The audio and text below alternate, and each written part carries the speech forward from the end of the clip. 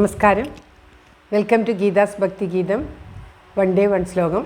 Shrimad Mahabhagavatam 560th day. Today 31st Shloka of പ്രഥമസ്കന്ധം 2nd chapter. For details please see the description box. Geetha's ഭക്തി ഗീതം ഒരു ദിവസം ഒരു ശ്ലോകം. ശ്രീമദ് മഹാഭാഗവതം 560 ദിവസം. ഇന്ന് പ്രഥമസ്കന്ധത്തിലെ 2ാമത്തെ അധ്യായത്തിലെ 31ാമത്തെ ശ്ലോകം. ഓം നമോ ഭഗവതേ വാസുദേവായ. ഓം ശ്രീകൃഷ്ണ പരമാത്മനേ നമഃ. ഹരിശ്രീ ഗണപതയേ നമഃ.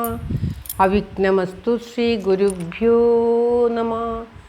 ഓം തത്സത്. കൃഷ്ണം നാരായണം വന്ദേ കൃഷ്ണം വന്ദേ വ്രജപ്രിയം കൃഷ്ണം ദ്വൈപായനം വന്ദേ കൃഷ്ണം വന്ദേ പൃഥാസുതം. ശ്രീപരമാനന്ദനാഥനായി അദ്വൈതദീപമായി മോക്ഷേക്ഷു വൃന്ദമന്ദാരമായി കാരുണ്യവാരിധിയായി വിഭൂദേശനാം നാരായണൻ മമ മന്ദത മാറ്റണം. ഓം തത്സത്.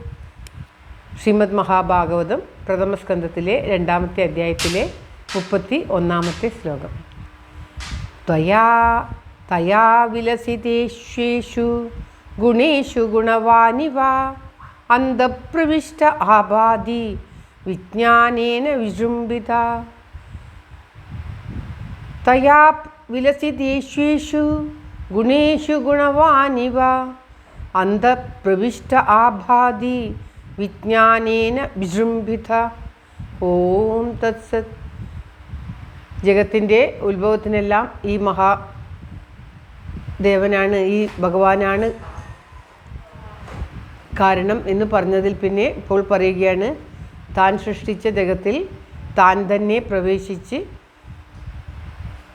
ഭഗവാൻ ആ ഗുണങ്ങളിൽ താൻ തന്നെ അഭിമാനമുള്ളവനായിട്ട്, അതായത് തൻ്റെ ഗുണങ്ങളിൽ ഓരോന്നിലും ഭഗവാൻ തന്നെ പ്രവേശിച്ച് അതതിന് അഭിമാനമുള്ളവനായിട്ട് പ്രകാശിക്കുന്നു, ജ്ഞാനം കൊണ്ട് പ്രകാശിക്കുന്നു എന്നാണ് പറയുന്നത്.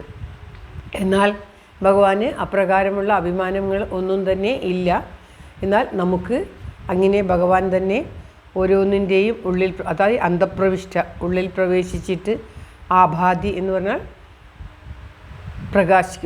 പ്രകാശിക്കുന്നു, ശോഭിക്കുന്നു എന്നുള്ള അർത്ഥം.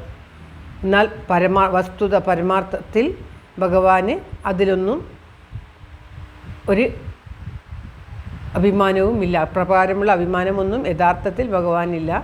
എന്നാൽ നമുക്ക് ആ ഗുണങ്ങൾ കൊണ്ട്, ആ ഗുണങ്ങളുള്ളവനാണ് ഭഗവാൻ എന്ന് തോന്നിപ്പിക്കുന്നു എന്നാണ് പറയുന്നത് ഈ ശ്ലോകത്തിൽ.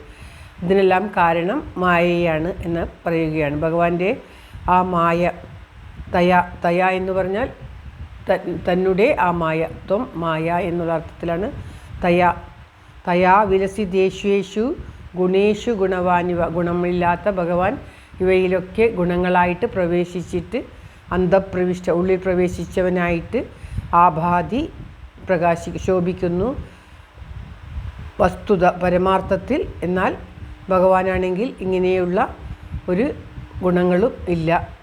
വിജ്ഞാനം കൊണ്ട് വർദ്ധിച്ചവനാണ് ആ ഭഗവാൻ എന്നുള്ള അർത്ഥത്തിലാണ് ഈ ശ്ലോകം പറയുന്നത്.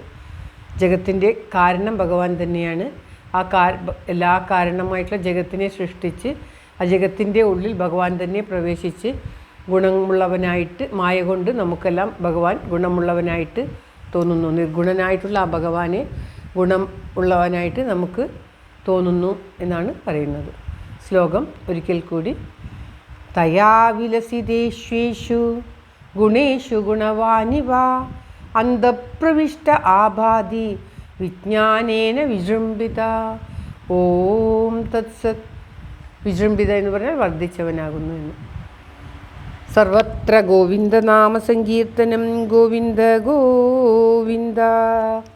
എല്ലാവർക്കും എല്ലാവിധ ആയുരാരോഗ്യ സൗഖ്യവും നന്മയും പ്രാർത്ഥിച്ചുകൊണ്ട് ഈ ശ്ലോകം ഭഗവത് സമക്ഷം സമർപ്പിക്കുന്നു. Geetha Rajan. Thank you for watching. All the best. Have a very, very nice day. God bless you. ദൈവം അനുഗ്രഹിക്കട്ടെ. ഓം തത്സത്. സർ.